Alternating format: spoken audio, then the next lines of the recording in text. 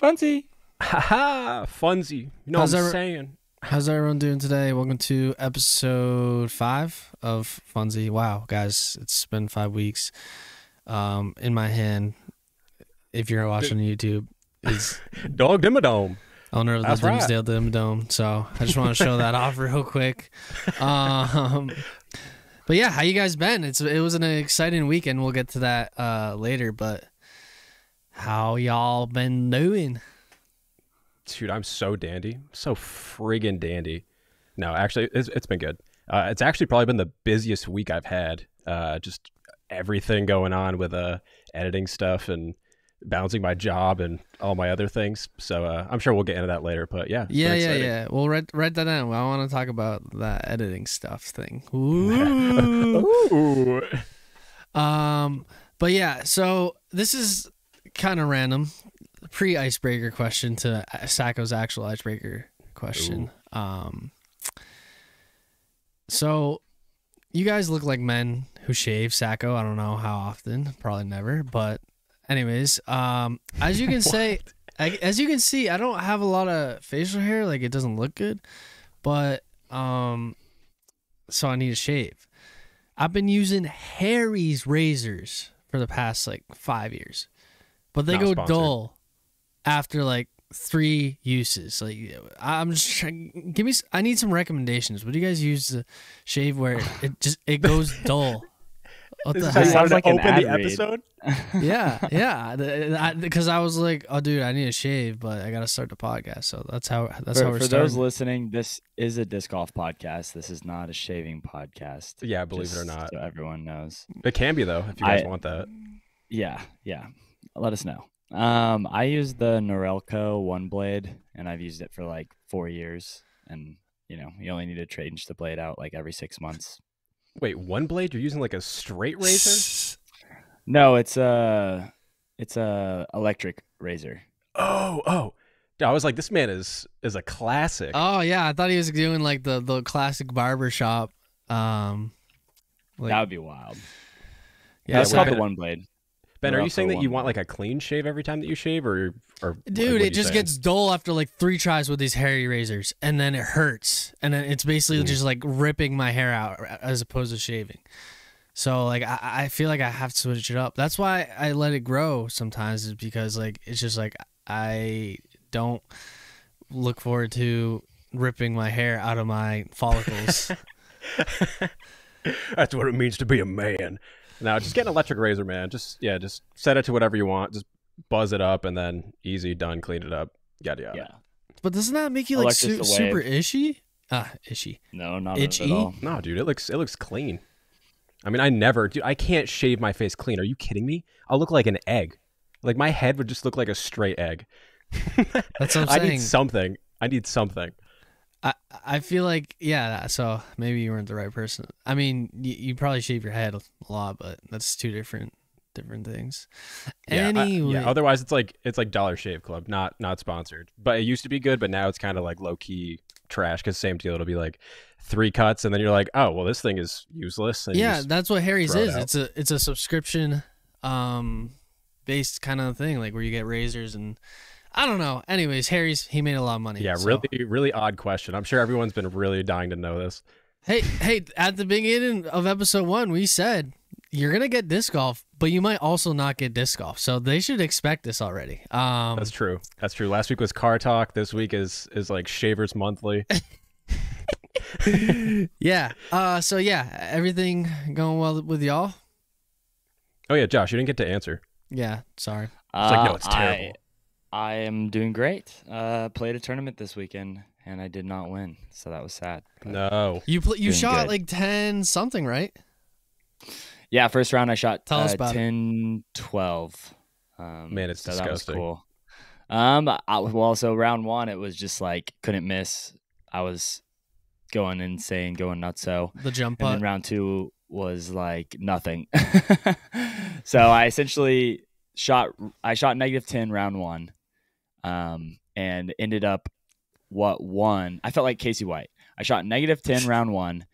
What won the tournament was -18 or 19, and I finished -10 after 2 more rounds. Oh, And then your no. finger split. Yeah. My Oh. finger split, all that stuff. Yeah. So Cha-cha. couldn't finish. Excellent. Sounds good. Well, yeah, my weekend, I'm fine. Living good. I shot finally kind of out of my slump. 950 right around Maple Hill Whites, -3. So I'm feeling better. I spent a lot of time in a field just kind of like working out like why I was playing so bad. And it came down to timing. That's about it. Enough about me. Sajko, let's actually get into the real icebreaker before the curveball I throw at you. So yeah, let's hear it. Okay. I do want to mention real quick before we get into that. I actually got a lot of crap because people they're talking about like, yeah, why do you put so much effort in if you don't want to compete? And people, yeah, I don't know why. Like, I don't know why that like bothers family so many members, people. you're saying? No, just like people on Instagram, just like messaging me. Really? That's hilarious. Yeah, I think Yeah. it's really weird. It's not. I don't think it's we won't crap. talk about It's it just. too long. It's just curious. It's just it's curious. It's because you work hard, like you want to play well and compete, yet you don't. That's what I'm saying. Like, I understand the take. Like, I saw a comment on our Instagram. Like, sometimes people just play disc golf because to have fun, and stuff like that. But I follow those guys, and I don't think they're in a field or posting in a field or stuff like that. And I'm not saying this as it's like a bad thing. I'm saying I'm the same way as you. I feel like we're very similar with the form and practicing in field and all that. Yet I want to get like compete in disc golf, and then you just you just like getting better. Yeah. I don't know. I tried to compare it, I guess, to like playing guitar, where it's like if you learn how to play guitar, you're just like, well, why aren't you? You're not even like trying to get into a band. Why are you learning guitar then? That makes no sense. But then the person that I said that to, they're like, well, disc golf is competitive by nature, and I'm like, my guy, you're throwing a frisbee between trees. It's not that competitive. Like you can make it but yeah, I don't know why that gets under my skin. I shouldn't be giving it a platform, but it really, I'm doing nothing, and it's still people are frustrated by that. They're like, I just don't get it. You gave the answer already. I don't like. You already gave a perfect answer. You're just busy. You want to spend time with your family. Like, I think that's the perfect answer, and that's all you have to say. Yeah, exactly. So exactly. yeah, I just wanted to touch on it a little bit because I just thought it was funny. It was just He wants to get better because he wants to get better. Yeah, and that's it. Pretty Yeah, much. and that's And, like, perfectly fine. I feel like some people don't. That just like doesn't make sense. They're like, yeah, but what are you really getting at? What are you going to do? Anyways. Yeah. I think because you draw so much similarity to me, where it's like the things you were posting, I'm like also actively working on in a field, like grinding it out. So that's why. But I play a good amount of tournaments, and then you were just like, oh, I don't really. But you, like I said, you already answered it. I think that's perfect, and I think it's beautiful, honestly, that you just don't have enough time and want to spend time with family. I also think it's a completely valid reason to want to get better and share progress as a content creator. Exactly. Like people don't want to watch someone who's poop at disc golf play disc golf. Well, they do, but I feel like I do a good amount of making myself look stupid and laughing at like the dumb things that I do. So it's like trying to find like a balance between the two. Yeah, like I just didn't grow up in a family that does like plays sports really. So like I'm just not super competitive. So like when I say that I'm not competitive, of course I am to a certain degree because I want to get better, but it's not compared to or like people that I'm playing against. Yeah, that makes sense. Yeah, so next time, all right. just be like, yeah, I just family. Yeah, Don't let it get under your skin is what I'm trying to say. You got this. I know. Family. It doesn't, at the end of the day, yeah, it doesn't really matter, but I just wanted to talk about it. All right, the actual icebreaker. So, let's go. If you guys say somebody was trying to like go to on like a disc golf vacation somewhere in your area, like what would be the course that you would have them go to like have the perfect day? Maybe like I'd go to this course and this course. I would hit like, I don't know if you guys like breweries. I don't know if you're like, yo, let me go hit this coffee shop. I don't know. Like, what would be your go-to things? Okay. So when the reason I put my hands up is because I'm like, I thought you were just saying what course to go to, and I'm like 5 minutes from Maple Hill, so I'm like, No, but you could throw a curveball, man. Like it doesn't have to be that. Yeah, no. But I just think it's you meant like the whole day. So that makes sense. I guess I'll go first since I'm already here. Yeah, if someone lived near me or came up here, obviously number one would be hit up Maple Hill, because it's still the number one course in the United States. Hang out there. Then honestly, I'd recommend going to checking out Marshall Street, the I don't know what I'm trying. The disc golf warehouse, like across from Maple Hill, home of Pyramids. You probably heard of Marshall Street. They're sponsoring the Pro Tour now. And then after I go check out Marshall Street, the warehouse, I don't know if I would play Pyramids per se. If there was enough time, I definitely would play Pyramids, but I would probably just go straight to Meadowbrook, check out another disc golf store, Disc Golf 978, and play Meadowbrook because it's the number 2 course in Massachusetts and it's only 40 minutes away. And then, yeah, I kind of like that you said the brewery. I'm not really much of a brewery beer drinker guy, but if someone was, I'd take them to Treehouse, which is another super esteemed brewery that's pretty close. And then to top it all off, dude, I'd probably take them to Buffinville. I mean, it's one of a kind. It could easily be a $15 a day pay-to-play course, but it is not. And yeah, so I'd take in the Buff, and that would be my kind of ideal if someone was visiting me. If that is, if they just wanted to play like disc golf all day. If they didn't, I mean, I threw a few pro shops in there and a brewery, so there you go. Dude, you want them to hit Marshall Street and then lose all their discs at the end of the day at Buff? That's pretty cruel. Yeah, but that's the thing. They can buy a ton of discs at Marshall Street or 978, and then they'll lose maybe, that's why. You buy a ton, and then you have a bunch left over. And honestly, I'd recommend the Hooligan Disc thread to them. Shout out Hooligan Disc for sponsoring me. Use code BEN10 at checkout for everything. They just released a dime. Please go check it out. I'd really appreciate it. Thank you, Hooligan, so much for sponsoring me. I love you, Garrett. Please go check it out, Hooligan Disc. Ben, where would they go to buy razors though? I'm just curious. Like, where would that fit in your day? Probably Walmart. I have like a Walmart 5 minutes away, 3 minutes away, actually. Yeah. So no, let us do Amazon same day shipping for some hairy razors. Yeah. Dude, I think I'm going shying away from hair. It's anyways, yeah, we talked about that enough. Joshua. Okay, DFW. Yeah, I'm taking notes right now. There are a million courses here, so you really can't go wrong with a lot of them. So right now, my closest course is Heritage Park in Flower Mound. I think what I would say first though is either Hideaway disc golf course, which is a really nice, I think they have 2 layouts now. It's really nice, really hard. They have golf carts, and it's like, I played there. Yeah, it's really nice, isn't it, Ben? Yeah, very nice, very hard, like you said.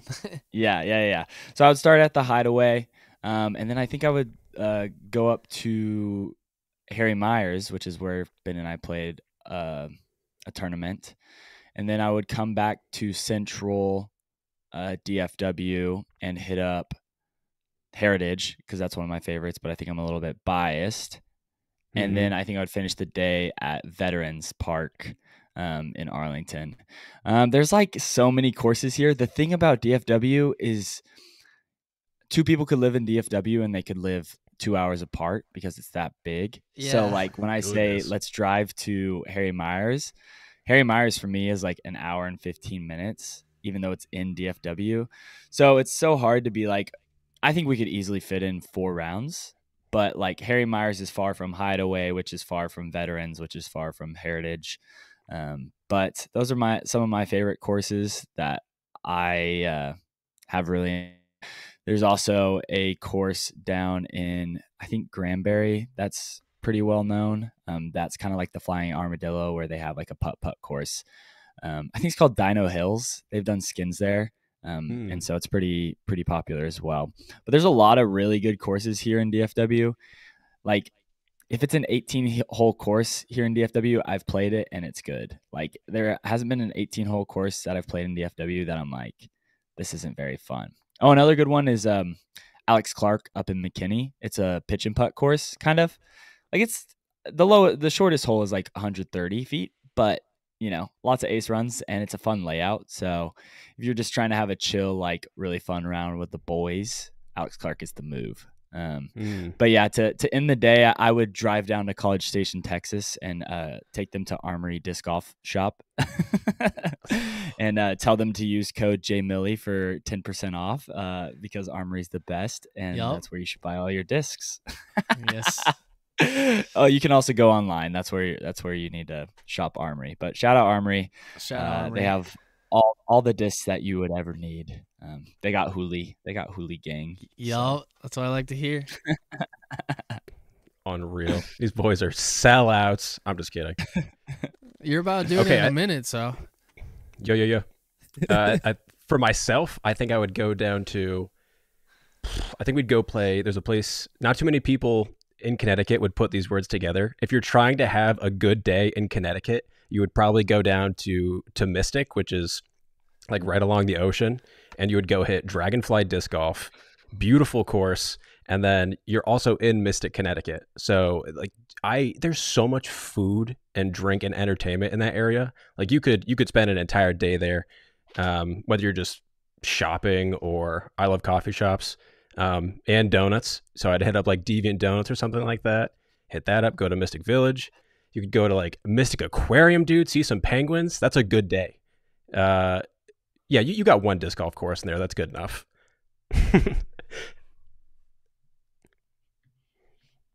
There we go. No shout outs? You heard it here. Shout outs? Thanks, Hooli. I appreciate what you guys do. They keep sending in molds, and they've just been super fun to play with. And I also appreciate them shouting me out in their video. Are you what is editing?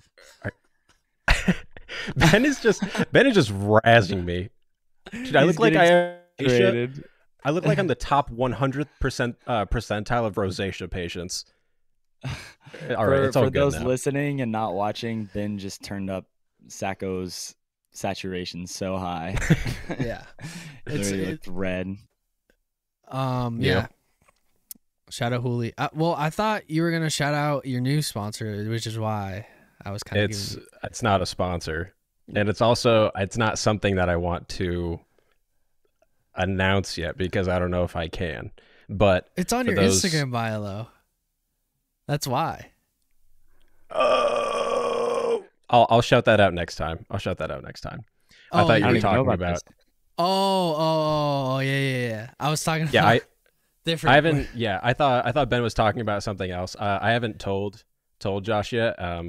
But this, for people that are listening when this comes out, it should be coming out this Wednesday, hopefully. Sweet. But yeah, Josh, I'll tell you afterwards because it's okay. I'm pretty excited about it. Hidden secrets.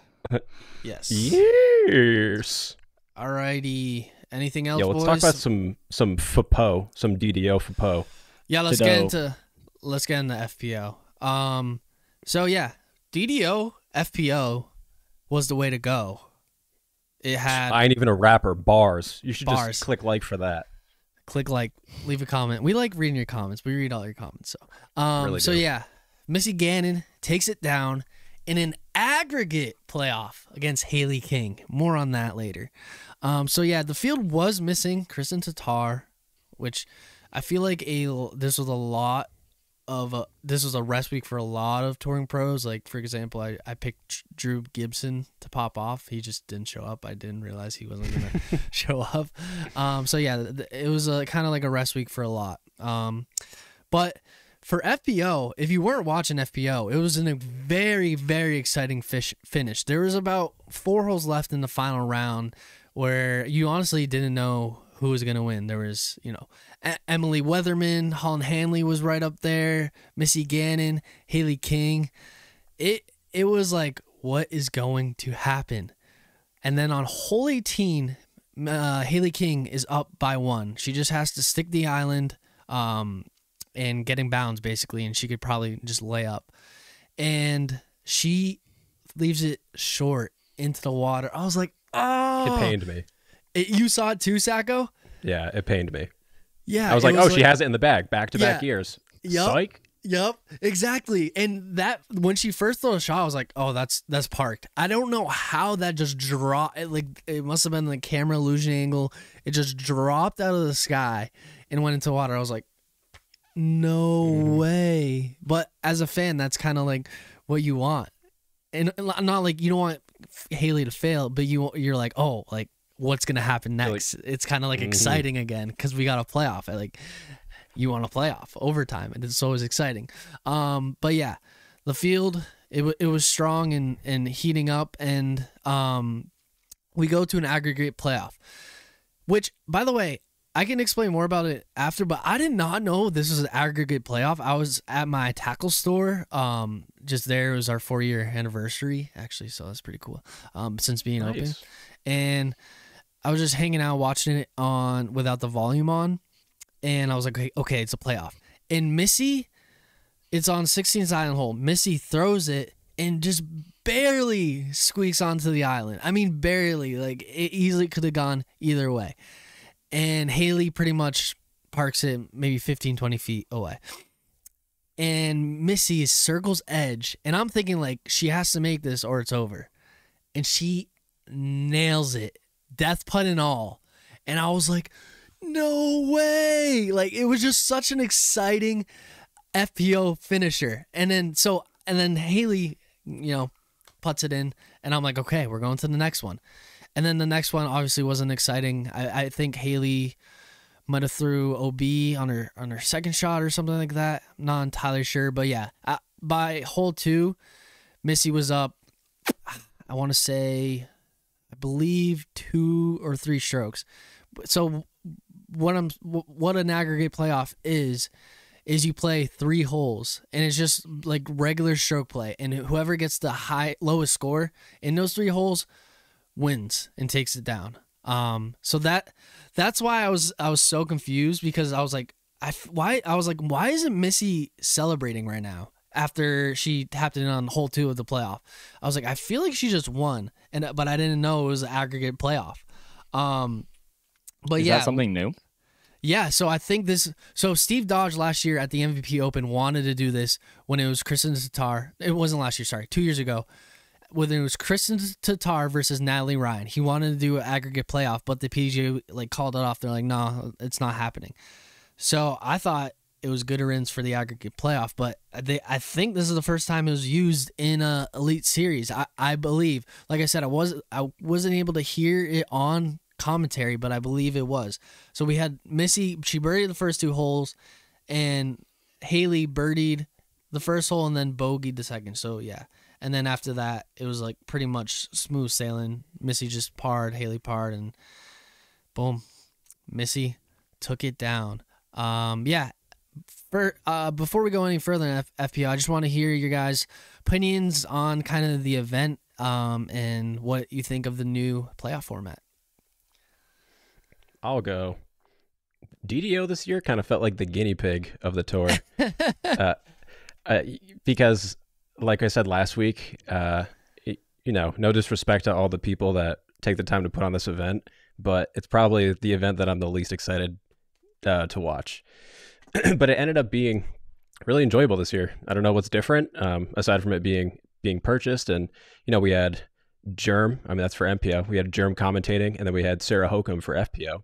So that's like another major change that they had that I thought they both did great. I don't know if either of you ended up watching live at all, but yeah, really enjoyed listening to that. Hole 18 was really good. Like watching Ezra Robinson on the last hole just blast over there for the eagle, or like Jake Ebenheimer.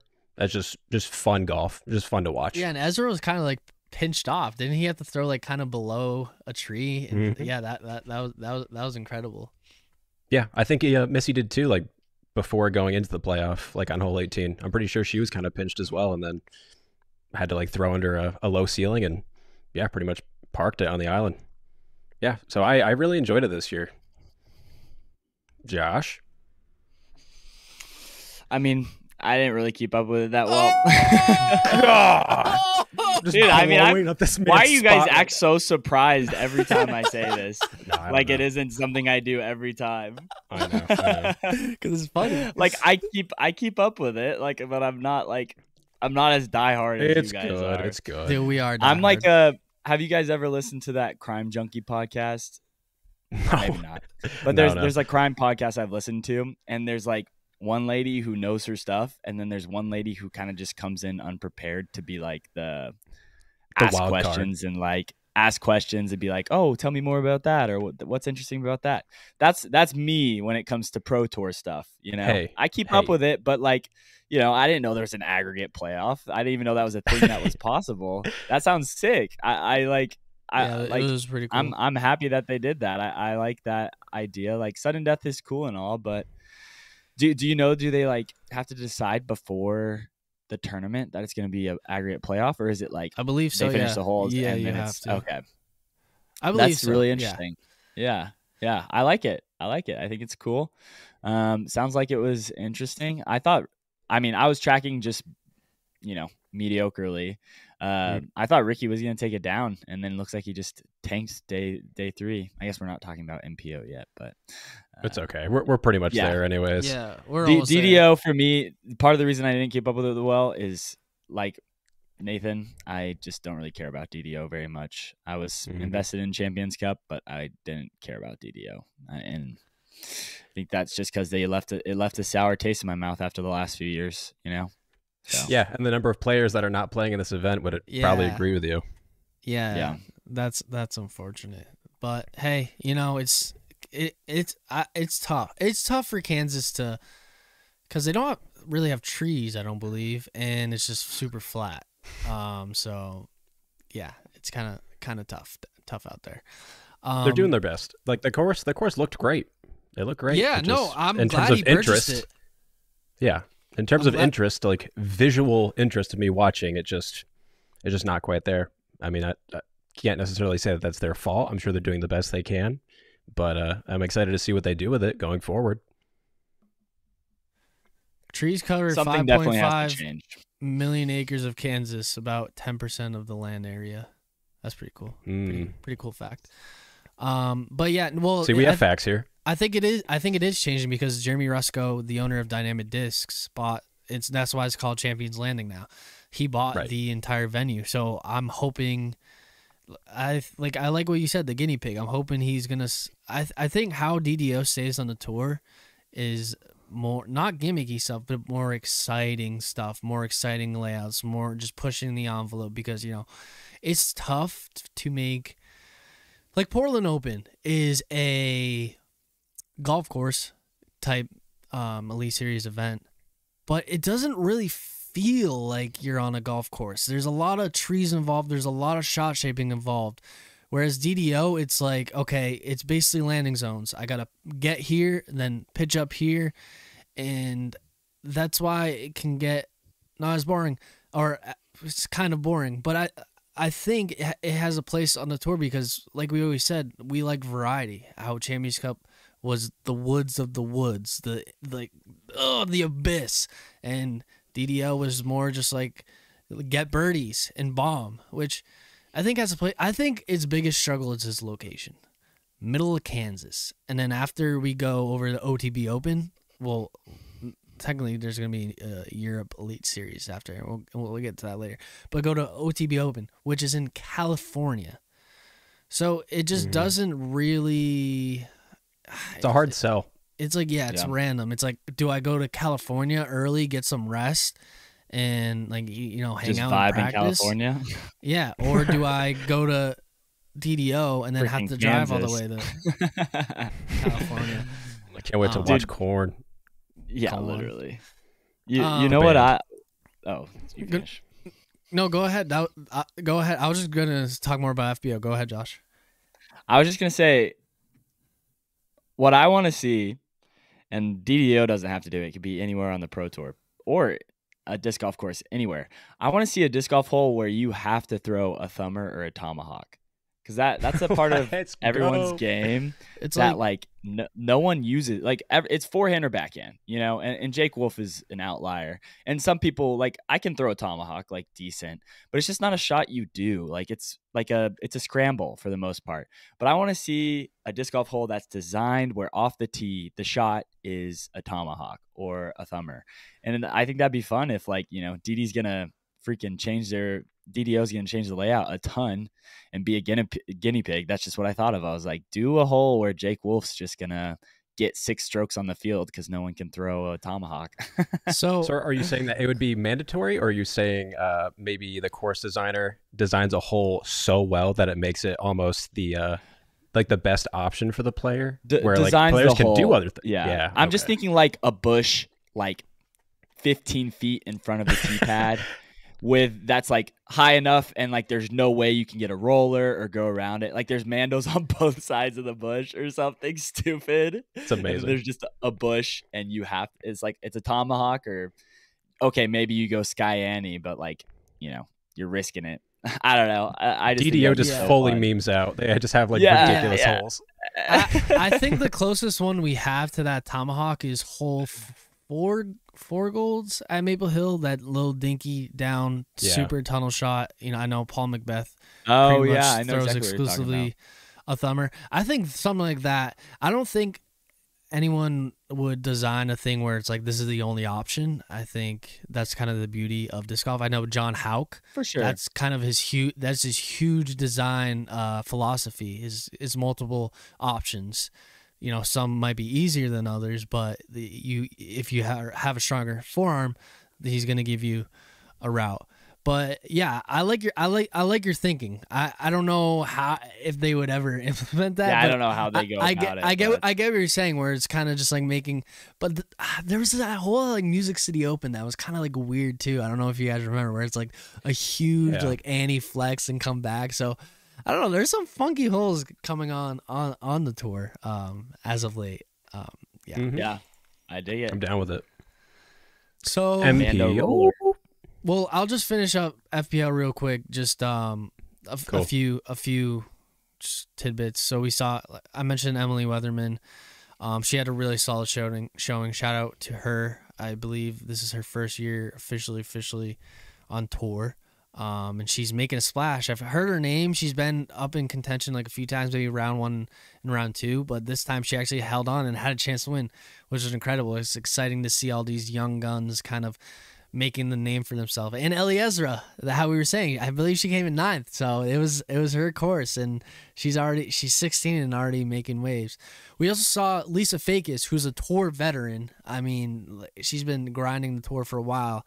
She also was in contention toward the end. I think I forgot to mention that. And we haven't seen her in contention in a while. So it was pretty exciting to see Lisa, lock in and do what she knows she can do as a veteran tour. And then we had Emma Arp in 8th place.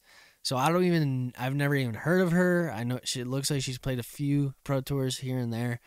But it's just crazy where FPO is at. I know we have Kristen dominating, but without take Kristen aside, and we saw in this event, like you never know what to expect out of the FPO field. I think it's going to keep growing and growing and growing and growing and getting more exciting. I mean, we see it with the WNBA now or college basketball with Caitlin Clark pushing the agenda of the women's sport, where people are like, wow, she balls, and she brought a ton of attention to the women's professional side of basketball. And I think we're going to see that in disc golf, where it's like, like with Eliezra, I mean, up and comer, if she just locks it in, she has a distance. I think it's going to be an exciting time for FPO. Yeah. That's all I got to say. Sajko, go ahead. Yes. We had Balvin Beimberg taking it down, dude. Yeah, Man. really coming back. Yeah, coming back into his own. They said 371 days since he last won, and that was at Jonesboro last year. So got to feel good. Saw him throwing a few sidearms in there. Putts were, yes. I noticed that it's Statmando, but the full stat. Do you have the full stat on you right now, or? I've got nothing. I've got my brain, like half-baked brain. So It was like I gotta find it. It was like just give me 1 second. Sorry. I the only reason I'm interrupting because I think it's because you brought it up, and I think it's very okay. 371 days between Calvin Heimer's last 2 major league wins. Heimberg has had 16 top 5 finishes. In that stretch, Heimberg only had 4 finishes outside of the top 5. 6th at 23 OTB, 7th at 2023 Portland Open, 34th at 2024 Chess, and then 34th at Music City Open. So that was the full stat that Sajko was talking about. But I just think that's crazy. He only had 4 finishes outside of the top 5 since his last. That's. Well, what's kind of crazy too is I feel like this season I haven't even really thought about him much, but he's still finishing top 5. Yeah, I guess exactly. He hasn't really been chasing it down too much. He just has been consistent. So there, consistent. you know, he's Vinny, which is crazy. Yeah, just even nice without to the see. forehand. Even without the forehand. Weekend, though, huh? Mm-hmm. Yeah, like you said, Josh. I thought Ricky was going to be giving him a run for his money, but man was missing a lot of putts down the stretch. Even on hole 18, I'm pretty sure he 3-putted. Is that right, Ben? Oof. Do you remember that? Did you see that?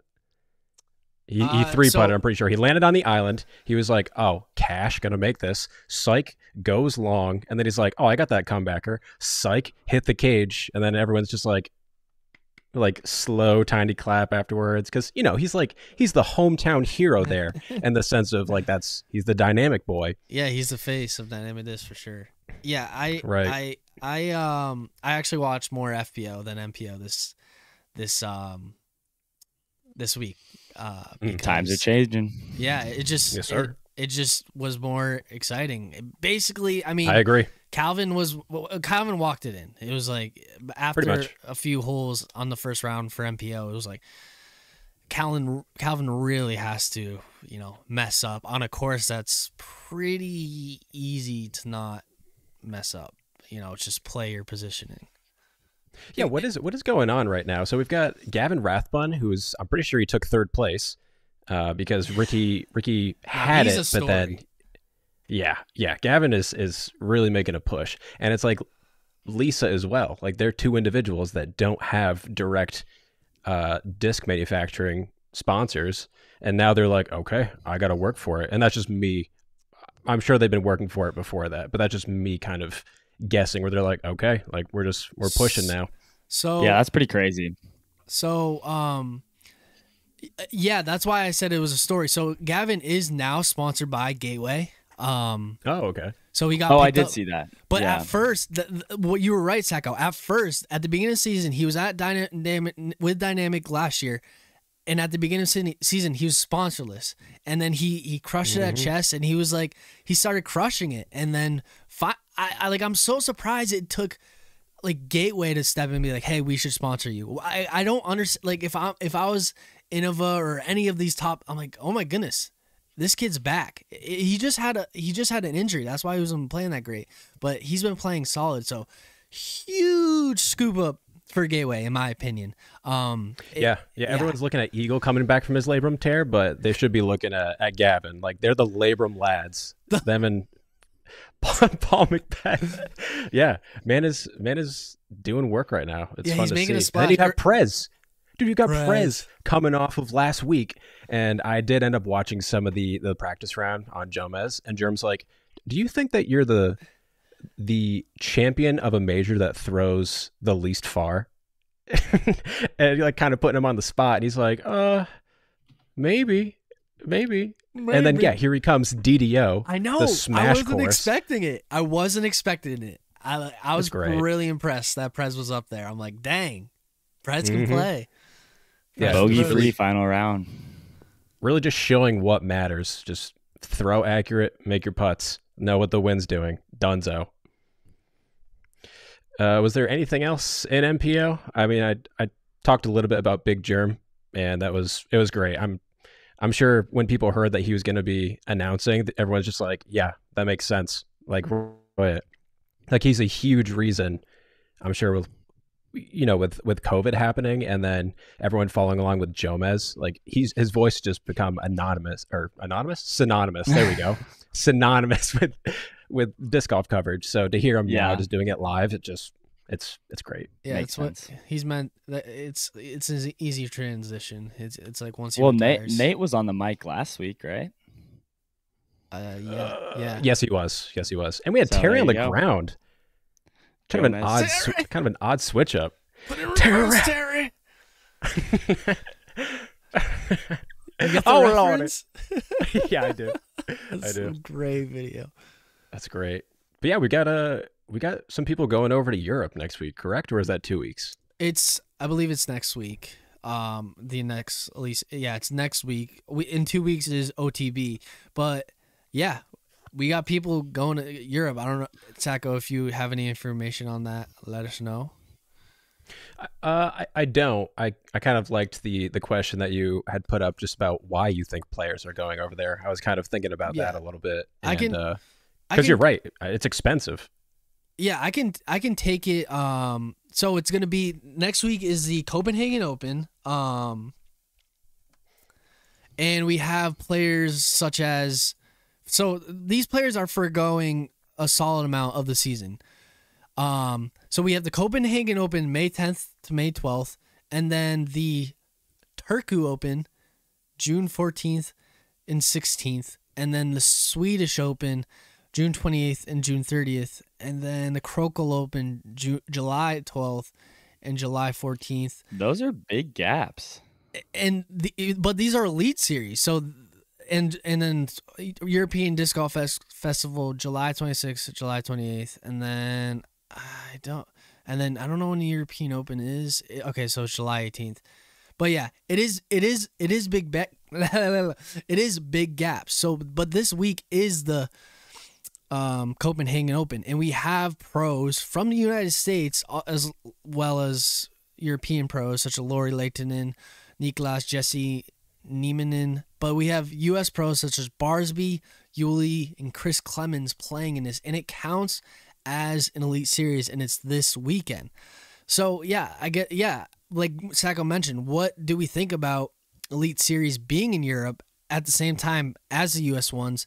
And why do you think these players are foregoing some of the tour stops in the U.S.? I'm curious to see if Barsby, Clemens, and Yuli are staying in Europe for that long. Because, like you said, it is a huge gap till the next one, which I think it was Turku, I believe. Turku, which is in June, 14, 15. So a whole month.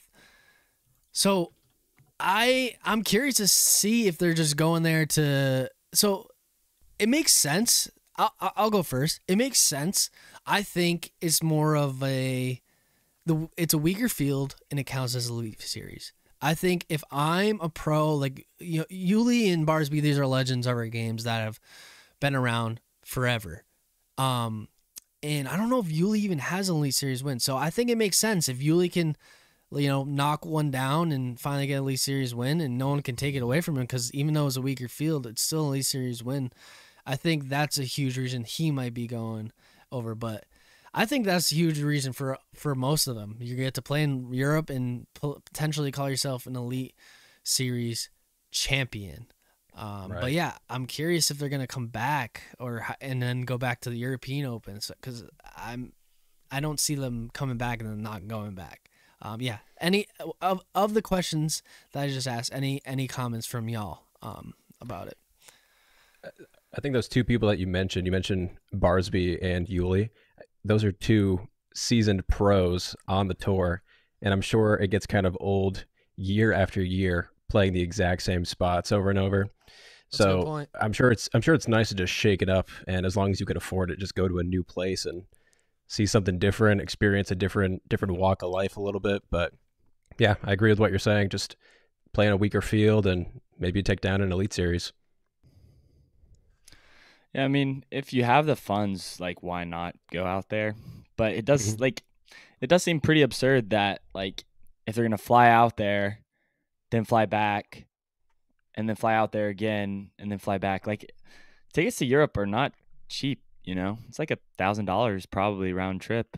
Yeah, Could be higher, could be a little bit lower. Like, it's a lot of money, especially if you're only making Like maybe they're just assuming that they'll recoup that, but you also have hotel and food, and I don't know. Europe's a cool place though, so maybe they're just treating it more like Well, hey, let's just go hang out there and play disc golf as I well. think their Yeah. sponsors pay for, like, I know at least Eulin and Barsby, their sponsors probably pay a majority of that. You know, they pay for their Then yeah, entry why fee. not? Probably pay them to go overseas to kind of spread their brand. So maybe that's part of it. I'm sure there's more to it than just, oh, I want to go play. I'm sure it's like, okay, like I have a lot of opportunities here. I can maybe Yuli's like, I can cover the Jomas commentary. I have an opportunity there to get paid Ooh, there. good point. So it all makes sense and stuff like that. So I think there is more to it than just like, okay, I want to win. But yeah, it's really interesting to see, but I think it's very exciting. I think it's super cool that the official Pro Tour has Elite Series in Europe and it counts as an Elite Series. Because in golf, we see it played all over the country,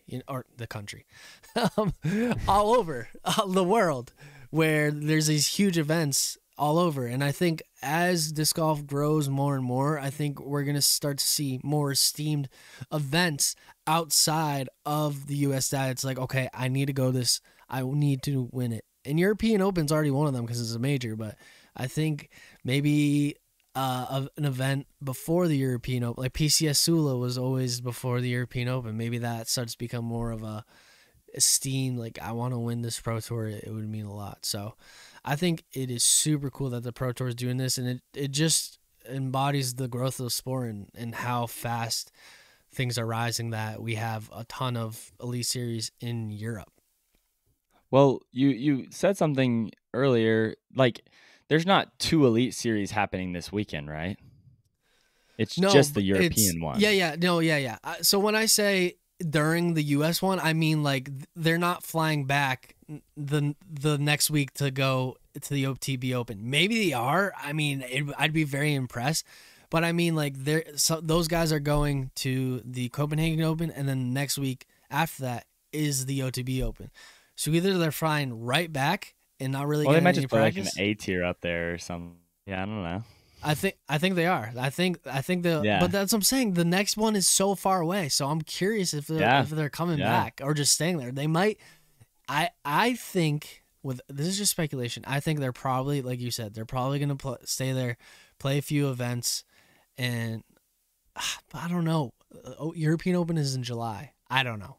We're speculating or something. They'd be there for 3 months. That's crazy. So I think they'd probably come back. But it's Europe, you know? Europe's fun. Europe's fun. Travel. You been to Europe? Got that disc golf money, son. Yeah. Yeah, not for ice cream, no. I went there on my graduation trip with my dad. Europe's very cool. Really cool. Beautiful. Yo, shout out Dad Millie. Dad Millie. Mm-hmm. Shout out. His name's John, isn't it? No. Bill. That was a very confident guess. I was close. Bill is basically like a John. Or like a Steve. Mm-hmm. Oh, gonna call. I can't pick it up. Okay. Nice. Ben loves to derail. Yeah. Josh, I see in the notes that you, I think this was your question from last week, but we just weren't able to get to it. Oh, yeah. Yeah.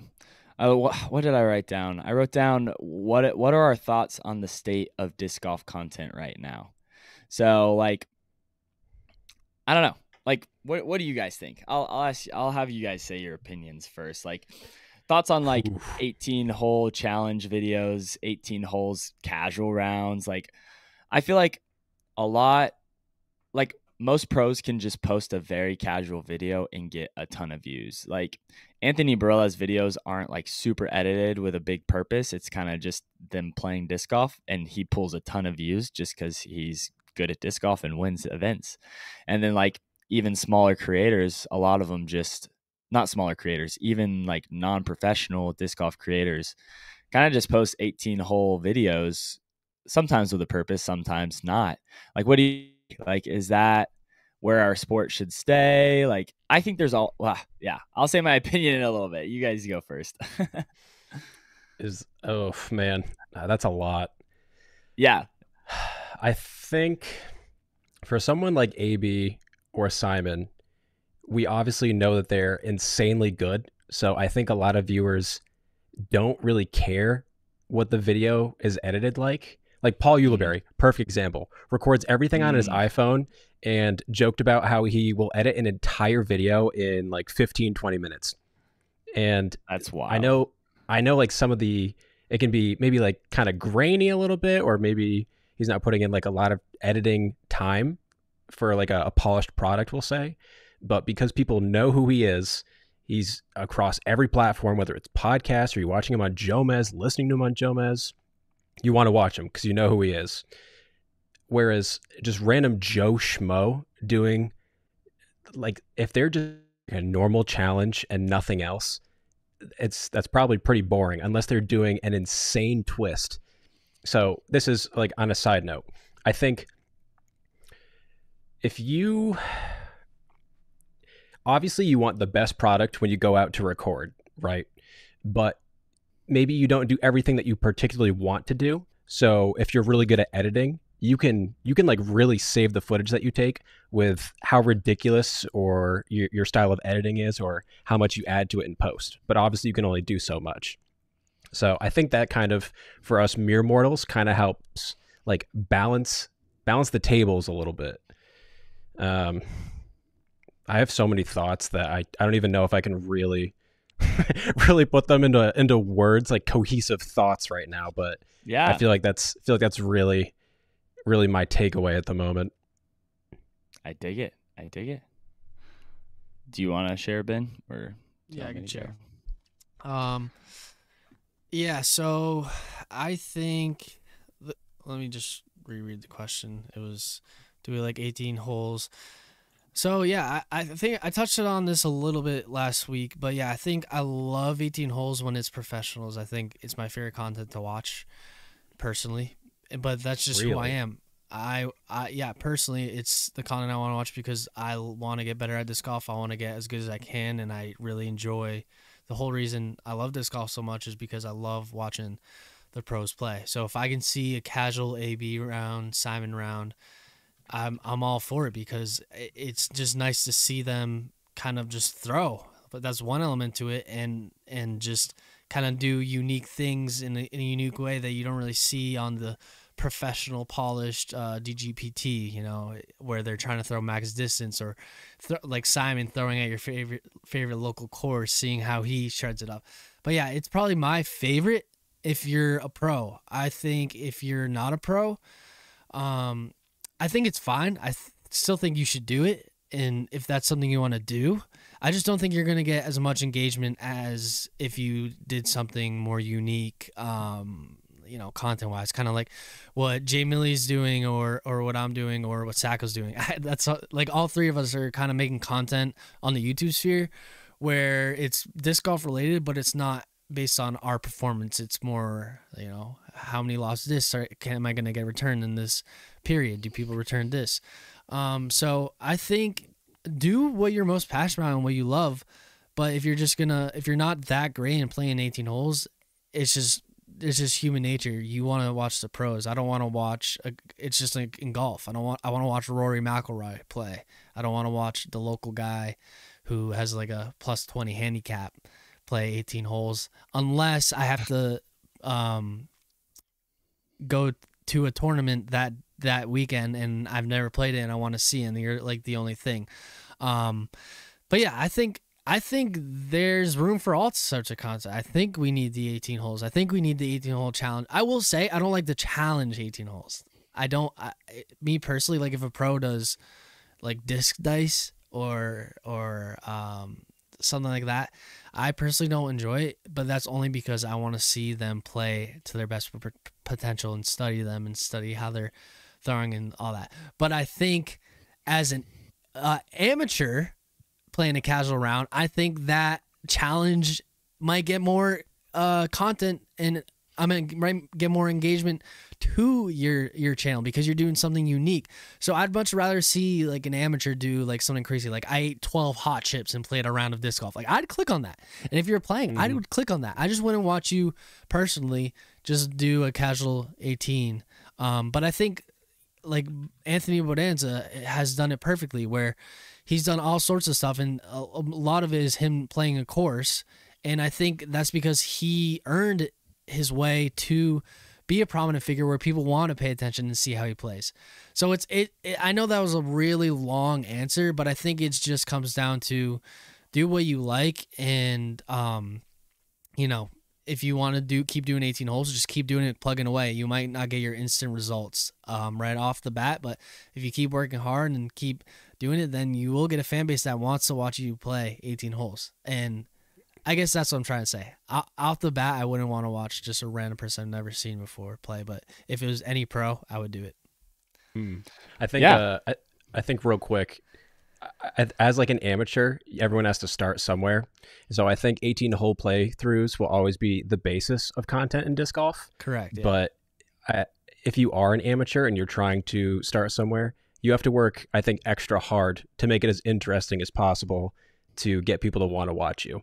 Whereas someone like we referenced Simon and AB, they're already really good, and they're viewing it because they want to, I think, see a bit more of their personality just for outside the course.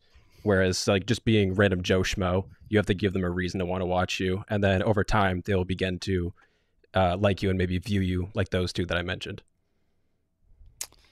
Yeah.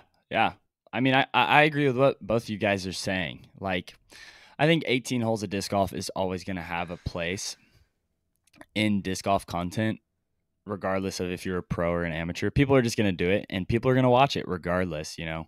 And the difference may just be like a pro gets 30,000 views on 18 holes versus you, an amateur, get 500. I think the thing that you need to focus on, though, especially if you're trying to make content as a disc golf content creator, is what is your value proposition. The pros is I'm a pro. People just want to see more of my personality, or, you know, how I attack a course, my thoughts, all that stuff. Like, they don't have to worry about like having a story, having good editing, whatever like a typical video may need, because their value proposition is I'm a pro first and a YouTube maker second. Like, people care about my videos because I'm a pro. If you're not a pro or like really good at disc golf, what is your value proposition for making 18 holes of disc golf? Because it can't be, you know, I'm a pro. Like, you're not a pro. So like, what is it? Okay, well, I want to have the best editing in the game for 18 holes of disc golf. I want to have the best story happening while I'm doing the 18 holes of disc golf. I want to do a silly challenge and show off my personality and commit to this long term, you know, because that's kind of like for Foundation, you know, they were kind of just the first people in the game, and now people are attached to their personalities, and that's honestly why people watch, you know, like the challenges are cool and all, but people watch their videos because of their personalities. Like, they're attached. Oh, they're attached to them. And so, yeah. And then like, if you're just stepping, you can't be the first person. Like, their value proposition was they were the first people, and now people like their personalities. Anthony Bodanza just posted more than anyone else did, and now people are attached to his personality and video ideas, and he has a lot of good insight. You know, what is your value proposition that sets you aside? You know, like for me, I think that I have a high level of editing and a high level of story that, you know, some other disc golf content creators don't really focus on, and so that's my value proposition when someone clicks on my video. And so, all that to say, I like 18 holes of disc golf content. I don't like, personally, as a viewer, I don't watch a lot of it because I find it kind of boring. I'm a big fan of story and high editing, as you can tell from my stuff, because that's what I like to watch. I like to make it the same way. So I don't really watch it very much, but I know that there are a lot of people that enjoy it and want to consume that stuff. So yeah, those are my thoughts. Yeah, don't be a cookie cutter of what other people do. Like Jay Millie's saying, take what you like and then do your own spin on it. So like, I don't feel like I do anything special other than I feel like I'm good at being regular with my posting, and I feel like I'm really good at putting my personality into my content. Yeah. I think your value proposition is you're just a really funny guy. Well, you heard it here first, people. Thank you. I do appreciate it. But yeah, just find your thing. Just find your thing and just keep doing it. Just keep doing it. I feel like that is such an undervalued aspect of it, because you'll have someone, maybe they have the highest quality content you've ever seen, but maybe they only upload once every 3 weeks, and everyone will love it when that comes out. But yeah, I don't know. People will forget about it, and then they'll be focusing on other people at that same time while they're like waiting for that content. So yeah. Yeah, Was that a shot at me, Sajko? Wait, how often do you It was a shot at me upload? too. I only post once a month. Oh, okay. But well, I'm pretty sure it's been like 5 weeks since I uploaded. So yeah, it's all good. I know you weren't. I would just, yeah. I think that's a perfectly fine though. If like it's like Mark Rober, he posts like once, true. maybe like 7 videos, and they get like millions because it's high quality stuff. I think you can have an excuse if you're posting high quality stuff, because it's like, this is special, that when you do upload, like you were saying, Sajko, like I need to click on it because it's going to be incredible. But yeah, all of us, what we're saying is our opinion, what we enjoy in content. So if you enjoy watching 18 holes of just a casual person, there's probably a lot of people out there like that that will enjoy it. So there's a niche for everyone. Exactly. This is just our think about the videos you're clicking on. You know, what video are you clicking on? Make that video in your way. You know, don't just steal people's videos, but like, think of a video, and if it's like, oh yeah, I'd click on that, make that video if that's what you want to do. Or don't make content at all and just consume it, because that's perfectly fine too. Yeah, and if you're trying to find your niche as a creator, just there's so much open space right now. Like really, you're in like the perfect place of disc golf right now, where if you just keep being authentically yourself, assuming your authentic self is a half decent person, people will like you. There you go. Yeah, Agreed. And like you said, the content sphere in disc golf is still so niche that you can find your own lane easily. I mean, I got same with Jay Millie. Jay Millie more successfully. But my first video I posted, like where I was actually trying to get views, was make it over Maple Hill, win money. And it was my first video ever, and it got 20,000 views when I had maybe 5 subscribers. And that's just because disc golf is so niche still that it will still get around to the people that need to see it. And if it's entertaining enough, you'll be able to establish yourself in disc golf pretty easily. Because it's just so new still, the content wise. The downside is you're not going to be Mr. Beast or these people making millions, because at the end of the day, who knows? There's a cap. Well, yeah, that's the wrong reason to think about it. Who knows? But knows? I know, but I'm just saying right now, I don't think Funsie gonna change the world. We're gonna make millions doing disc golf like these creators like Laser Beam are doing. That's all I'm saying. But it's low barrier entry and easy to get into, but it's once you're in, it's definitely difficult to kind of make a living off it, just because it's still a little niche. I mean, as a word of encouragement, it still hasn't even been a full year since I posted my first full-length video in disc golf, and I'm at 50,000 subscribers. Nasty. So like it's doable. Like there's a lot of space in the content sphere to generate organic growth, and there are people that want to watch disc golf content. It's proving to be true, and there are people outside of disc golf that want to watch disc golf content. I don't know. I don't know if you guys are done with this, but this is something I would like to touch on. I don't know if you guys have seen this video, but there's this channel called We Make Machines. Yeah. No, I've seen it. And they posted a video recently called we made a frisbee launcher robot, or something that can throw. Yeah. And it's kind of like a mashup of those engineering make channels and disc golf. And there are a lot of people that are interested in that, like me. Like I'm really interested in that. And they posted that video 5 days ago, and it's at 500,000 views. I mean, that must be the most Jay Millie targeted video I've ever seen in my life. Yeah, totally. And they only have 6,000 subscribers. It just goes to show that, like, people will watch a good video. You know, it's a really interesting, good video about some really niche thing, but it's sick. It's a really cool thing. Have you guys watched that video or no? I have not, but it came up for me. I've watched a little bit, but and I think there was another really popular creator that also posted a machine. Stuff made here. Yeah, stuff made here. That also recently posted another machine of him throwing. Maybe he saw that thing and he's like, oh, now's the time to post it, or unless it was just coincidence. Yeah. All I was saying is like, just disc golf is really popular, and you can do a lot of crazy things, and it's still a huge wide open space to get into and find your own lane and grow successfully pretty easily. I was just saying more like, don't expect to be like the 1 million subscriber or 10 million subscriber, because at the end of the day we're still playing disc golf. Unless disc golf blows up like golf, then that'd be pretty cool. Where do you guys think that content is going, like disc golf content? Like what is going to be the next big thing that everyone's focused on? Or have you guys like noticed certain trends in content? I'm gonna post, my next video is gonna be something unique that's not really in the disc golf sphere. That I'm gonna see if it works out, and I hope it works out. So yeah, I'm not saying that's the next big thing, but I think there's something. Narcissist.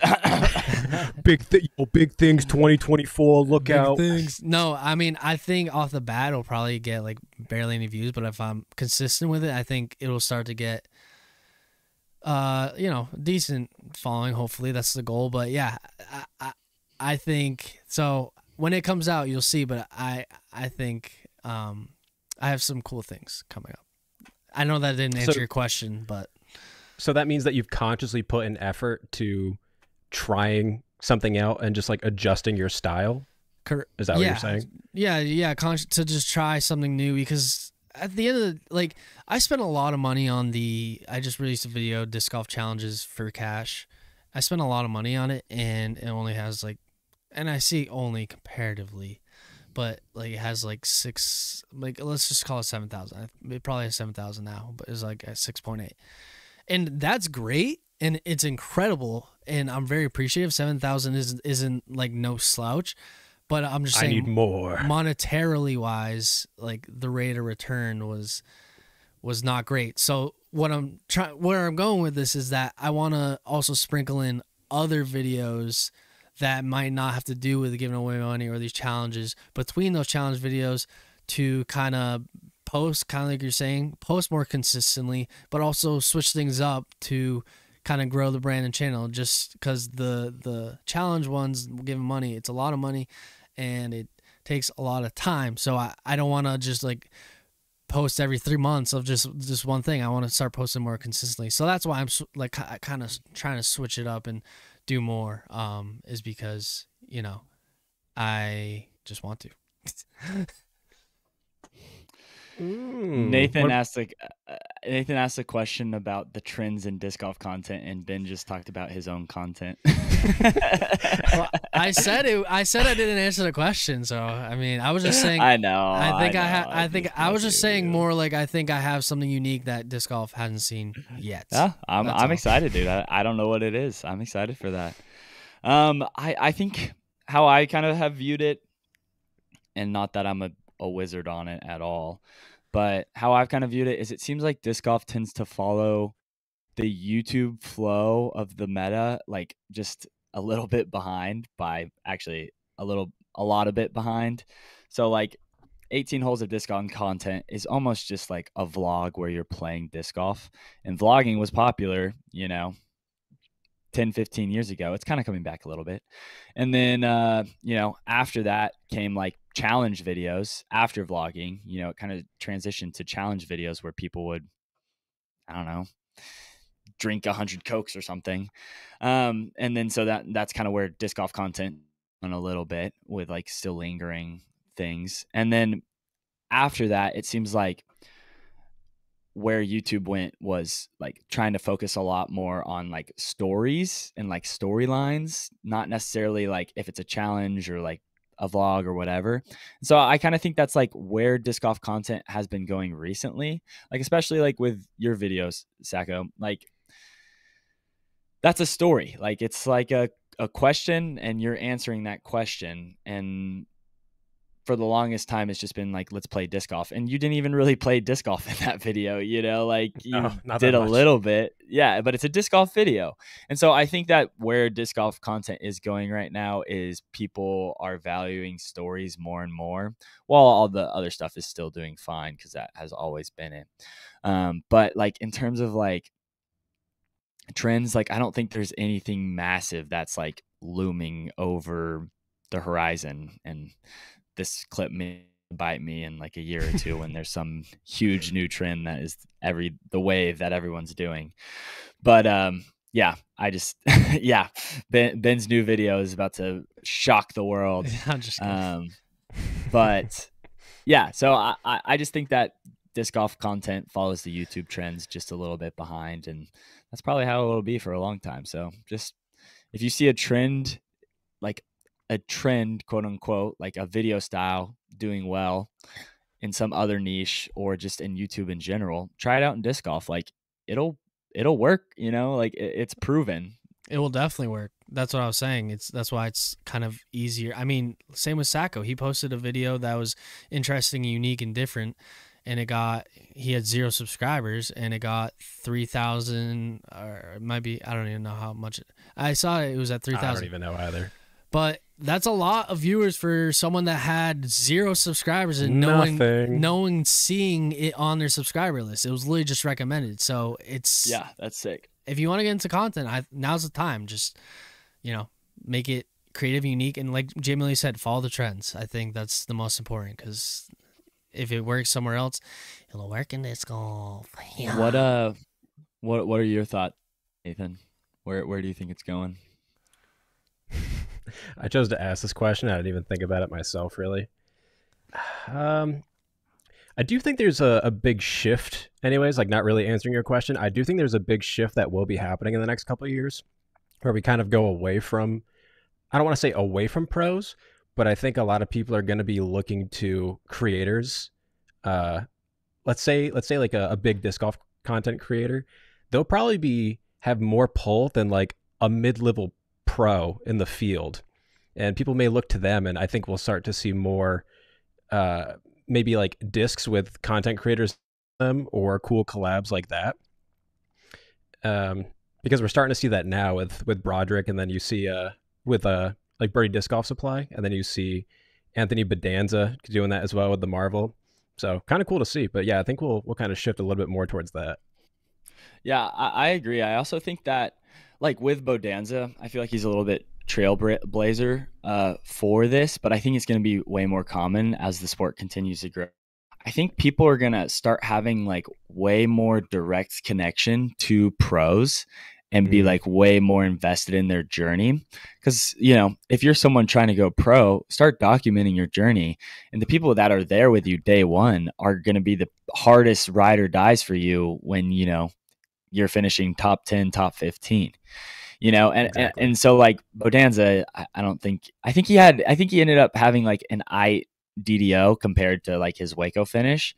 And like, you know, he started at the bottom, and now he's maybe like 20 or 30 people that you probably know the name of just because they're pros. And now it's like, ooh, you know, what if Bodanza gets a top 15? What if Bodanza gets a top 5? What if he gets a win? Like, there are going to be so many people that feel like they were with him from day one, which they were, because they were supporting him by giving him views and making this possible for him. Because he literally wouldn't be on the pro tour if the clout of, look, I have 30,000 people supporting me, essentially. You know, he's got 30,000 people that want to watch him and are invested in his journey, because I think he's only 987 or something like that. 987 doesn't get on the pro tour, you know, unless you have some other circumstance. So I think that's going to happen a lot more over the next 5 years. You know, potentially Jay Millie finds his way on the pro. What? But like, I just think that that's something people are going to care about and be way more invested. Like you said, like Bodanza, he's not even finishing close to mid-level on these pro tour events yet, but people care way more about him than, you know, I'm not going to say a name for a mid-level pro, but like he just has more pool, even though he's not finishing up there or even close to up there yet. Yet is the emphasis. He'll get there. Right. I believe in him. Right. He's probably making more money than half the people on the pro tour that are like following along and competing on the pro tour. And that's why I think you're seeing like a lot more pros that are starting to even just vlog or get more involved on social media, because I think they recognize the importance of that, where even like Calvin for the longest time didn't have social media, but we knew who he was and we loved him just from like skins, and he was always winning. And now that he has it, exactly. And now that he has it, it's taking him that much farther.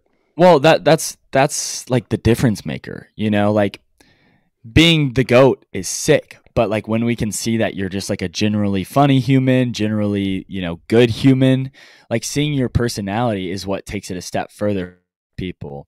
Like exactly. When you're out of reach, yeah, that's sick. I'm going to support you. But like when I can see your personality, it feels like you're a homie. And then it's like, oh yeah, like I need to support this person. I need to buy their disc. I need to, be a part of the Patreon. Like it feels like you're a homie and you're like a part of this. Like you're winning with them rather than like watching them win. And I think that's a big difference of like, oh, that guy did really well. Sick. Oh, that guy did really well. And I watched his YouTube video since day one. It's different. Yeah, I think people just crave connection in any way that they can find it. So people joke about how people don't play video games anymore. They just watch other people playing video, or even just watching someone vlog. Like I'm sure Simon could post a vlog where he didn't play any disc golf, but he kind of like talked about it, or just was like, oh, just doing stuff in like his daily life. That would probably get so many views just because you want to learn more about him as an individual. Yeah. I mean, I think he's done it multiple times. So yeah, it's definitely proven to work. I guess you're right. But you get my point. No, I do. And yeah, I guess maybe that's where I think disc golf content is going. Just more personality for pros or even non-pros, feeling more attached.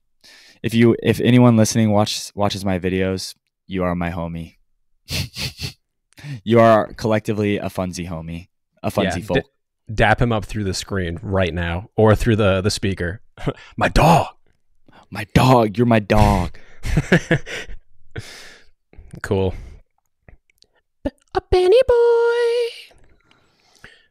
Who put, how do we feel about sandbagging? I put that. Let's get into it. So I played MA1 this weekend. Are you going to call someone out? No, I'm not going to call anyone out. I was going to say. I won't use names, but I'll give an example of what happened. So I played MA1. I shot -10 round one, and then I didn't shoot great the next 2 rounds, and I still finished like eight. Like I don't think I was sandbagging. I don't think the guy in MA1 was sandbagging who won. But listen to this.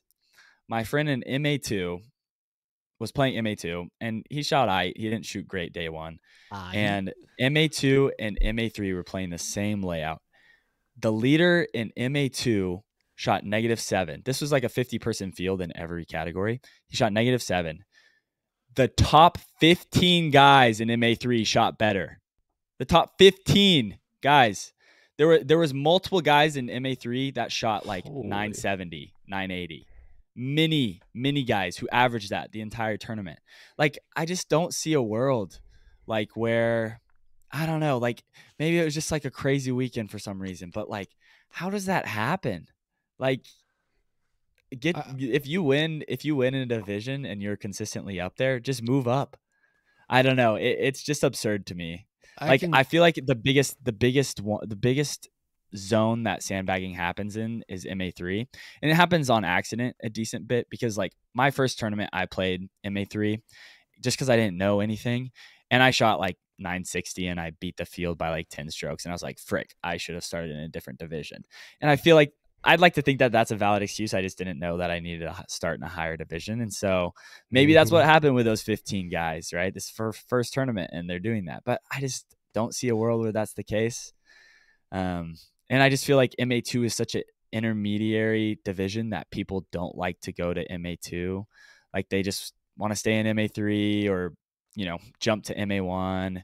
And then if you're MA1 and you're like winning, it's like go to MPO because then you can make real money. Like there's just so many factors that I feel like cause people to sandbag.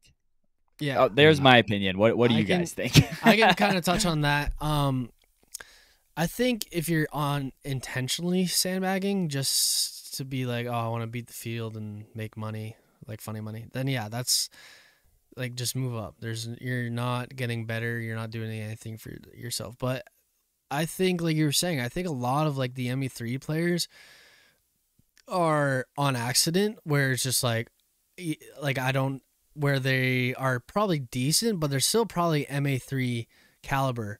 Another reason is they probably want to get their first win in MA3 before they move up. I know for me in MA2, fortunately, I didn't really sandbag, but towards the end, I was definitely getting better for MA2.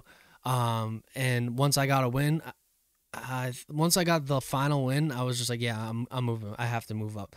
So I think it's just a personal, to me, if you're intentionally sandbagging, and you know it, then that's not good. But if it's more like, because you want to get a win in the division before, earn your right, or, because, you still feel like you're MA3 and maybe you had a great tournament this one time, because your MA3 is kind of like our MA2, where it's like the Wild West. Like an MA2 player could like beat MPO sometimes.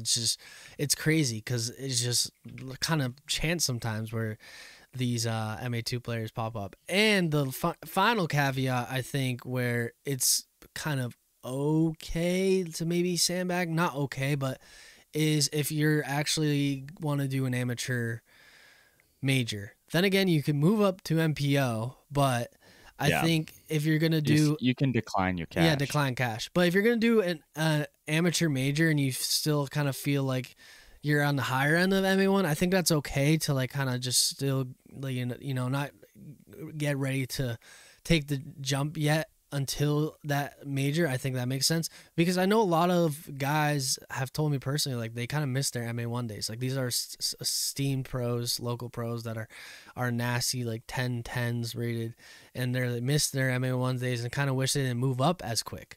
So I think there's a lot to it. I think obviously sandbagging sucks and you shouldn't do it if you know you're doing it, but intentionally to win, like let's say funny money or just like beat the field. But it's so like it just so I don't know what the word I'm trying to say. So something. Cool. Wait, I got it. It's so this isn't the right word, but I guess unique is let's say unique. It just you just don't know what. Every situation is unique. You don't really know the mindset behind it, and I think everyone has their reasoning behind it. But honestly, just because it's tough. I'll just say this last thing. Sorry, it's tough moving up to a division and getting the bricks beat off you, because that's what happens when you move up. Unless you're nasty. Like for me, I started in MA2 and lower end. I was pretty bad, like always on last card. Then I started making my way up and started towards the top and won a few, and then I moved up, and then I was at the bottom of MA1, and now I'm like kind of mid-level still MA1, and it's kind of like a scary leap to like, and then when I go to MPO, hopefully one day, I'm going to get the breaks beat off me again. So it's just, there's a lot of layers. I guess what I'm saying, there's a lot of layers to it. There's a lot of caveat, nuances is what I was trying to say. Yeah, I mean that's essentially what I was saying too. Like, I'm not roasting anyone who's sandbagging on accident. I'm roasting the people that are sandbagging on purpose. Yeah, if they're doing it on purpose, then yeah, move on. I mean, what are you doing? Like,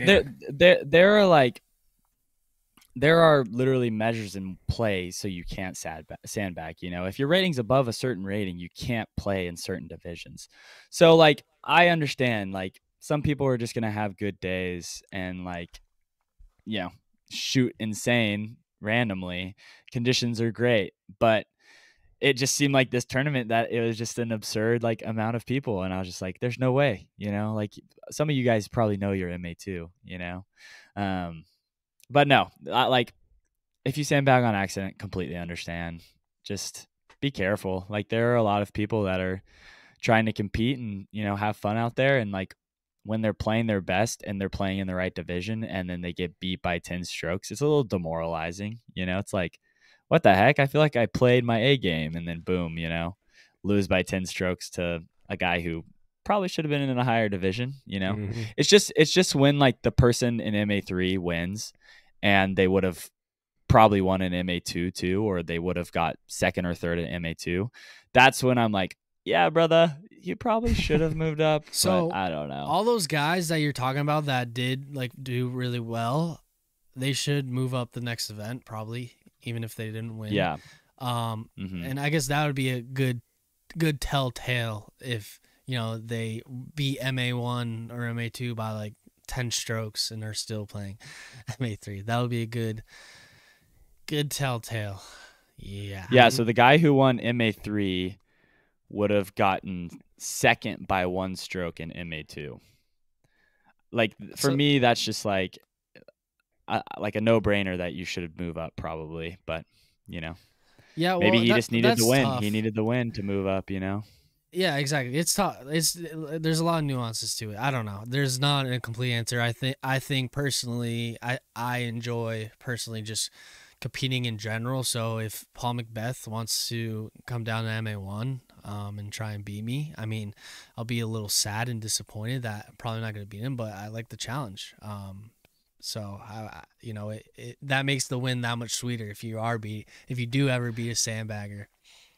Yeah, I mean, I agree, but it's like you're playing in your division because that's the skill level you want to be playing against. Like until you're MPO, like you don't think you can take on the world, I want to be playing people that are the same level as me. Like if I went to MA3 as an MA1 player, like everyone would be like, "What the heck? I'm playing MA3 because that's my skill. You're definitely a higher level skill." Yeah, I guess. Yeah, I agree with you. If you go up and then down, like Paul Macbeth, that was a terrible example. But if it's like someone that you don't really know, and they're let's say they're 960 rated and still playing MA1, and I don't really know them, like I think it's perfectly fine to play MA1. I think what it comes down to is the consistency. How often are you beating the MA1 field and dominating? And I think it comes down to that, and that's when really that's considered sandbagging. I think it's like it probably takes like a few, maybe like 5 events to see like, okay, like I should probably move up. I don't know. That was a lot.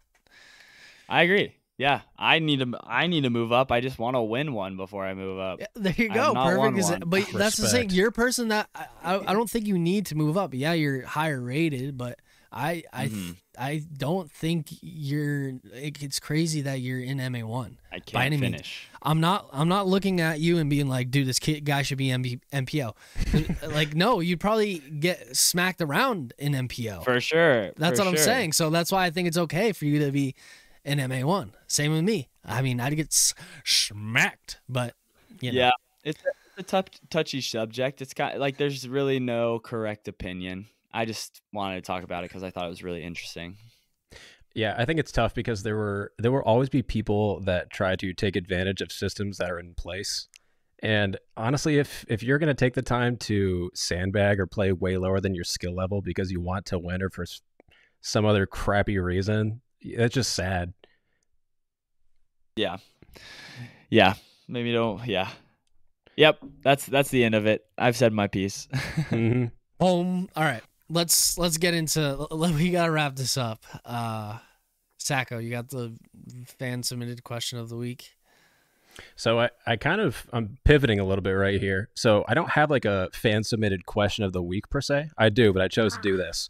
No, I'm just kidding. So we kind of debuted this week that we want people to send in their clips to us, like people that are creating content, and we want to see it and maybe help give critiques or what we like about it.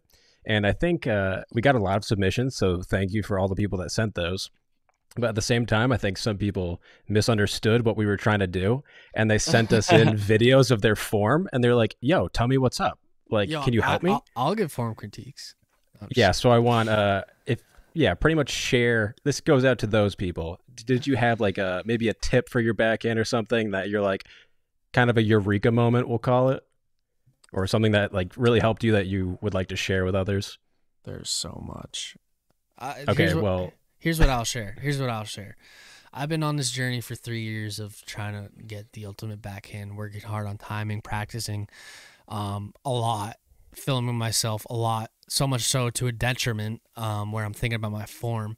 So I think I have a pretty good kind of knowledge about like form and how to get that that power, because I do have the power.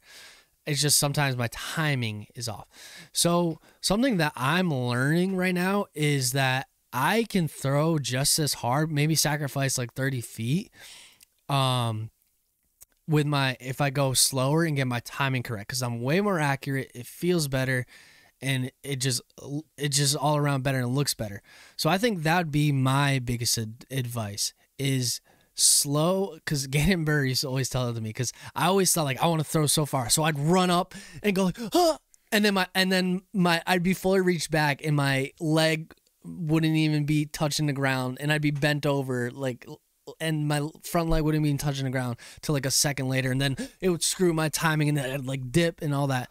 So I think the most important thing is to just first do standstill backhand, see how that feels to you, and just incorporate that into your throw. So when you're doing a standstill backhand, you're kind of pushing your left shoulder back at the target, reaching out with your right hand, and then you're using kind of your like body to twist it and kind of elbowing and using your left shoulder to twist and elbow, and then your right hand to elbow, and then boom. So do a lot of standstills and kind of get that feeling of what that feels like to get that power without using your legs, because the legs can really screw you up. I know it screwed me up for a while. I'm starting to finally kind of understand that slower is better.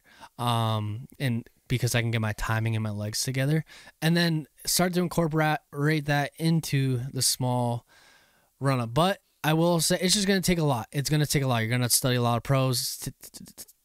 Whoa. That was crazy. That was a weird stutter. Good. Take a lot of study a lot of pros, take a lot of notes, and try a lot of things. Because some of the pros of stuff that they say on YouTube what they think is correct and clicks for them won't click for you.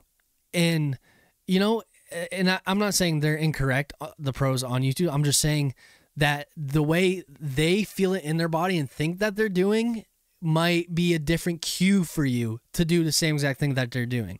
So it's going to take a lot of trial and error, a lot of practice. But I think to start, just stand stills in the field till you get that kind of thwap, and then try to incorporate that same standstill into your throw so you can really start to get that hook. And don't think you have to do all this power. I mean, watch all the pros. It's kind of they're just like jogging basically.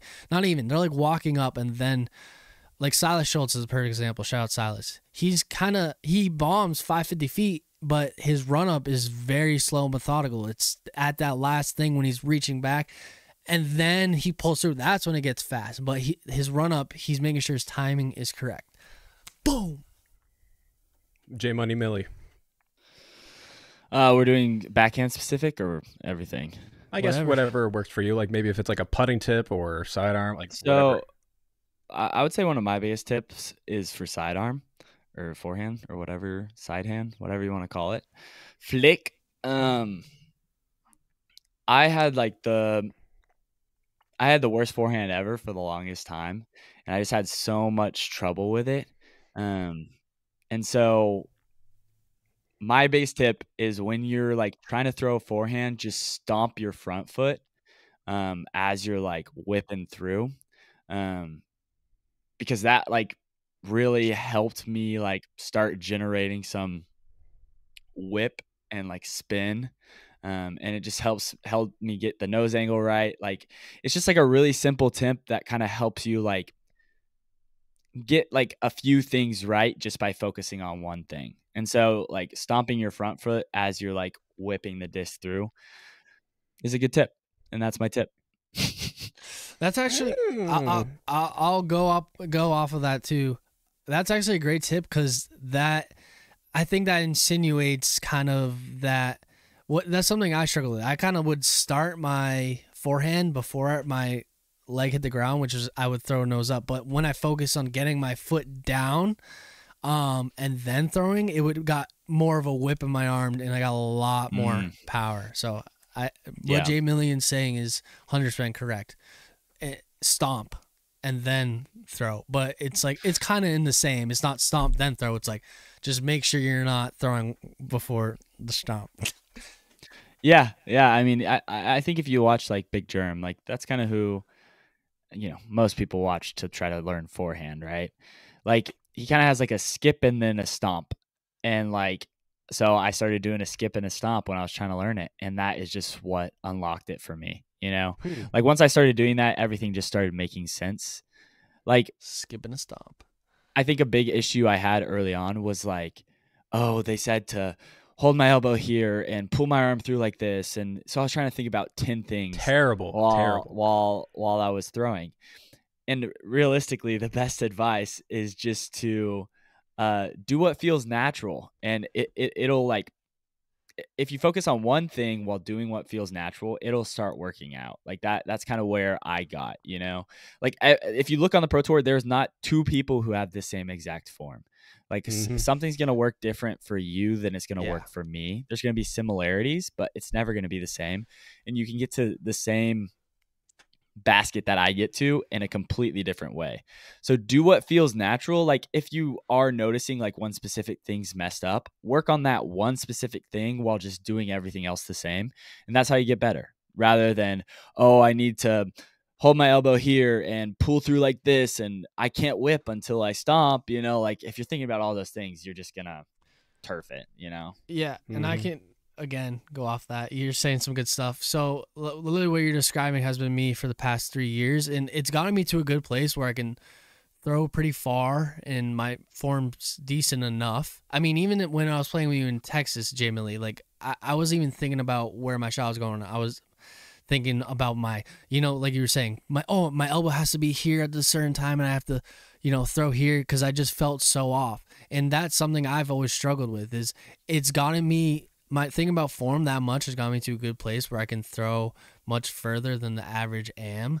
But it's also like when something's off, it makes me overthink it until I'm like ruining something good that I already had, and I'm trying to switch up different things because it might just be because I was like, for example, the tee pads were money at Harry Myers, and I thought, dude, my timing is so off now. So I tried changing so many things, but realistically, it was just me not trying to slip that day. But I thought like my timing was over. So yeah, I think it's important to, pay attention to your form and really work hard. But then at a certain point, which think I'm at that point, is to just let your form be you. Don't try and copy the Eagle and Gannon. Copy them as much as you can, but once you get that unique kind of like essence to you where it feels good, just embrace it. And that's something that I'm need to learn and have been starting to learn and more.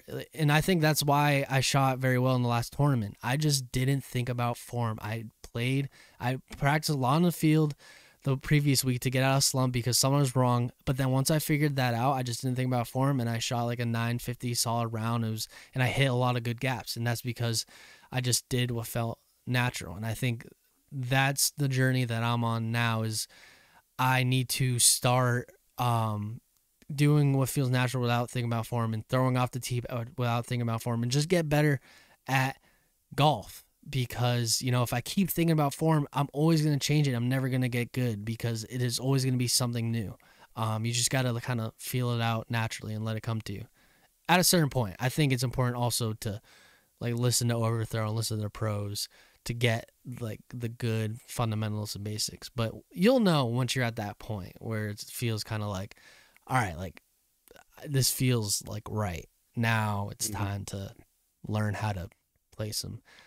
That's just the journey I'm personally on. So you could be someone that you get it right away and it clicks and you don't even have to think about form.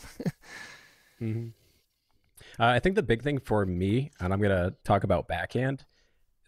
What got me? This sounds like a clickbait video. What got me from 350 to throwing like 425 or something right now is I feel like a lot of people when they do backhand, they think about maybe twisting into it, like with the rotation.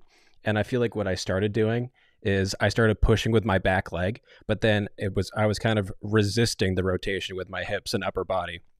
And for whatever reason, I don't know if that's what I'm actually doing, but it just really gets me into the pocket way tighter. And I feel like I'm actually using my core, as opposed to like, if you're just rotating with it, you're not really getting much out of that. Difficult to explain, but I mean, that's pretty much a lot of disc golf. Take everything with a grain of salt and just try to figure out as best you can what works for you. Because I'm sure a lot of pros are doing the exact same thing, but the way that they think about it is completely different. And that's kind of like the cool part about the sport, actually, is just how different everyone throws and all their different unique styles. Agreed. Yeah. 100%. Yeah. So hopefully, hold me to it, boys. Hopefully, this is the start of Ben Kenny no longer filming himself every single round while playing, thinking about his elbow. No chance. Being 40 No chance. degrees. Hey, you said it yourself. But that's okay. That's okay. Hey, you said it yourself. Now I got to prove you wrong instead of support. So there we go. Now instead of support, it's proving Sajko wrong, which I need. It's a good series. Yeah, proving Sajko wrong. I need it because it's been 3 years of my life of just thinking about form, and I need to just embrace that I have good form, and I just gotta keep throwing. Yeah. Yeah. Anyways, is that it? Anyone? I mean, yeah. I'm gonna close it out. That's it. Yeah. This is a long episode, but that's great. I love how our episodes keep progressively getting longer and longer because we have a lot more to talk about, and I kind of love the kind of ebb and flow we're kind of creating, and we're starting to grow into our own, I guess, structure where I'm really enjoying kind of the disc golf talk that doesn't have to do with the Pro Tour as much. Obviously we cover it, but you know what I'm saying. Anyways, thank you guys so much for watching. You guys are incredible, and girls. Seriously, it's been an incredible time with these fellers creating this podcast, and I hope we could do it for the next 5 years. So leave a comment, leave a rating. That would be huge. And just DM us. We're always responsive. We're always looking at our DMs. We see the DMs and comments. So we appreciate you all. Yeah, if you boys got anything to say, if not, we're gonna end it. All right. Funsie ASMR. All right. So thanks again. See you on the next episode. Life's short. Take a